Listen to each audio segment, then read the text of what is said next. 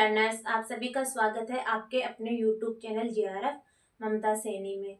अगर आप first time मेरे चैनल पे विजिट कर रहे हैं तो आप चैनल को सब्सक्राइब कीजिए और जो साइड में बेल आइकन है उसे भी प्रेस कीजिए ताकि आने वाले वीडियो के नोटिफिकेशन आपको मिलते रहें। अगर आपको मेरे वीडियो अच्छे लगते हैं तो प्लीज़ आप वीडियो को लाइक कीजिए, शेयर कीजिए और कमेंट करके मुझे अपना फीडबैक देते रहिए। तो देखिए लर्नर, जैसा कि आपको पता है हम पढ़ रहे हैं भारतीय संविधान, जिसमें अपन ने पढ़ लिया है भारतीय संविधान की प्रस्तावना और आज अपन पढ़ेंगे भारतीय संविधान में शामिल अनुसूचियां। तो वीडियो को शुरू करने से पहले मैं आपसे कहना चाहूंगी कि आप वीडियो को लाइक कर दीजिए और इसे शेयर कर दीजिए। तो देखिए, जो भारतीय संविधान के अंतर्गत जो अनुसूचियां थी ना मूल संविधान में, वो कितनी थी? वो 8 ही थी। लेकिन वर्तमान में कितनी अनुसूचियां हैं? वर्तमान में 12 अनुसूचियां हैं। बाद की 4 अनुसूचियों को संविधान संशोधन के तहत जोड़ा गया था, जिसमें 9वीं अनुसूची को जोड़ा गया था अपना फर्स्ट संविधान संशोधन 1951 के तहत। जो 10वीं अनुसूची है उसे जोड़ा गया था 52वां संविधान संशोधन 1985 के तहत। 11वीं अनुसूची को जोड़ा गया था 73वां संविधान संशोधन 1992 के तहत। और जो 12वीं अनुसूची है उसे जोड़ा गया था अपना 74वां संविधान संशोधन 1992 के तहत जोड़ा गया था। देखिए, अब अपन देखते हैं कि जो पहली अनुसूची है ना उसमें क्या है। तो देखिए, पहली अनुसूची में संघ और उसके राज्य क्षेत्र यानी कि भारत देश आएगा और उसके राज्यों को इसमें शामिल किया गया है। फिर अपने जो सेकंड अनुसूची है उसमें है वेतन, भत्ते एवं पेंशन। जो केंद्र एवं राज्य के पदाधिकारी है ना उनके वेतन एवं भत्ते। तीसरी अनुसूची में है शपथ।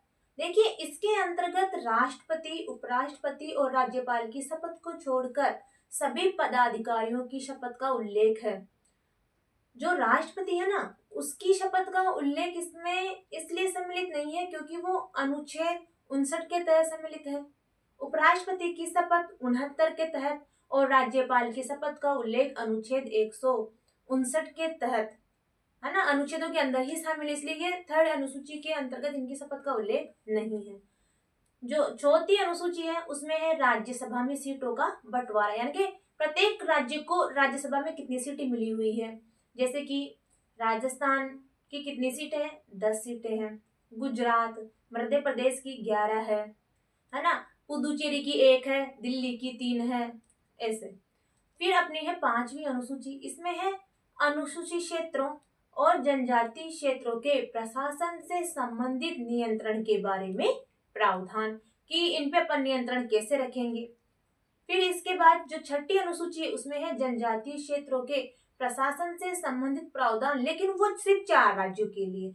अपने को 5वीं और 6ठी अनुसूची में कंफ्यूज नहीं होना है क्योंकि जो 6ठी अनुसूची है ना वो सिर्फ 4 राज्यों के लिए ही है।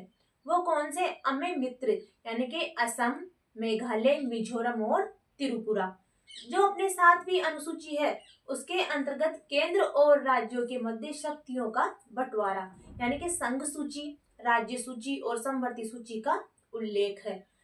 फिर है अपने 8वीं अनुसूची। 8वीं अनुसूची में भाषाएं कि अपने भारतीय संविधान में कितनी भाषाएं हैं।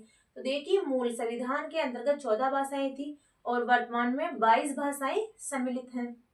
उसके बाद अपने 9वीं अनुसूची जो है भूमि सुधार और जमींदारी प्रथा का उन्मूलन। 10वीं अनुसूची में है दल बदल से संबंधित।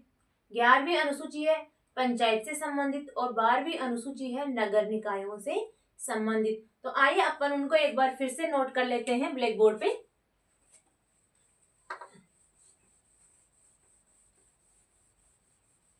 फर्स्ट अनुसूची में आएंगे अपने संघ और उसके राज्य क्षेत्र। क्या आएंगे फर्स्ट अनुसूची में? फर्स्ट अनुसूची में आएंगे संघ और उसके राज्य क्षेत्र। दूसरी में आएगा वेतन, भत्ते, पेंशन। क्या आएगा? वेतन, भत्ते एवं पेंशन। तो लिखेंगे अपन फर्स्ट अनुसूची। फर्स्ट अनुसूची में आ गया अपना संघ और राज्य क्षेत्र। क्या आ गया? संघ और राज्य क्षेत्र। फिर अपने है सेकंड, है ना, सेकंड अनुसूची। तो देखिए, सेकंड अनुसूची में क्या आएगा? वेतन, भत्ते और पेंशन, वेतन भत्ते और पेंशन। फिर अपनी है तीसरी अनुसूची। तीसरी अनुसूची, तीसरी अनुसूची में आएगा अपने शपथ, है ना। अब इसमें किस किस की शपथ का उल्लेख नहीं होगा, तो देखिए इसमें एक तो राष्ट्रपति, एक उपराष्ट्रपति व राज्यपाल की शपथ को छोड़कर, राज्यपाल की शपथ को छोड़कर। ऐसा क्यों? क्योंकि जो राष्ट्रपति है उसकी शपथ का उल्लेख कौन से अनुच्छेद के तहत है? 59 के तहत। कौन से अनुच्छेद के तहत? 59 के तहत। इसका उपराष्ट्रपति 69, और राज्यपाल की शपथ का उल्लेख है अपना 159 के तहत। ठीक है। फिर इसके बाद अपन देखते हैं कि अपनी 4th अनुसूची में क्या है ना। तो उसके बाद अपन देखेंगे अपनी 4th अनुसूची। देखिए 4th अनुसूची के तहत है राज्यसभा में सीटों का बंटवारा। क्या? राज्यसभा में सीटों का बंटवारा, राज्यसभा में सीटों का बंटवारा। उसके बाद है अपनी 5वीं अनुसूची। देखिए 5वीं अनुसूची में है अपने यानी कि पंचम अनुसूची। इस अनुसूची में शामिल है अपने अनुसूचित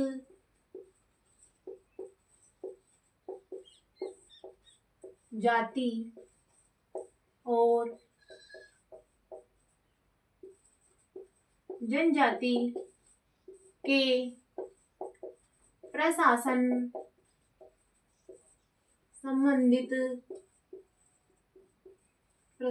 संबंधित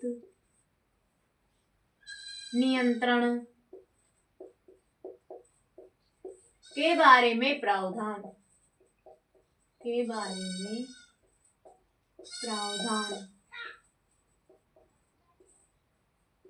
फिर अपने आगे 6ठी अनुसूची।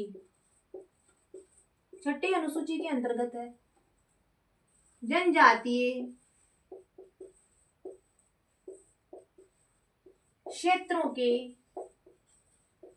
बारे में प्रावधान, विशेष 4 राज्यों के लिए, विशेष 4 राज्यों के लिए। अच्छा, अब ये 4 राज्य कौन कौन से होंगे? तो देखिए ये होंगे अपने अमेय मित्र, यानी कि असम, असम में से मेघालय, मी से मिजोरम और त्र से त्रिपुरा। ठीक है, ये हो गया है अपने। फिर देखिए अपन आगे देखते हैं कि 7वीं अनुसूची के तहत क्या है ना। अपन देखते हैं आगे 7वीं अनुसूची में है केंद्र और राज्यों के शक्तियों या विषयों का बंटवारा। 7वीं अनुसूची में है संघ एवं राज्यों के मध्य शक्तियों का बंटवारा। ठीक है, अब आके देखें अपन 8वीं अनुसूची। 8वीं अनुसूची ये है भाषाएं। क्या है इसमें? भाषाएं। तो देखिए इसमें मूल संविधान में 14 भाषाएं, वर्तमान में 22 भाषाएं। इसके बाद अपन लिखेंगे 9वीं अनुसूची। इसमें है भूमि सुधार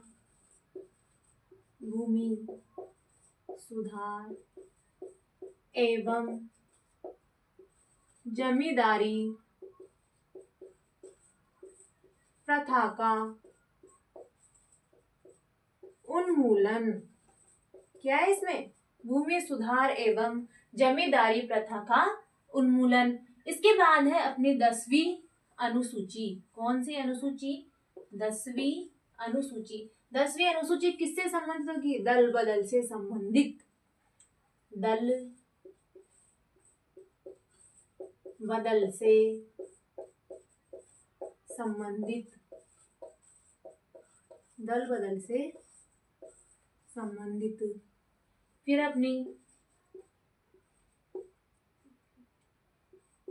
11वीं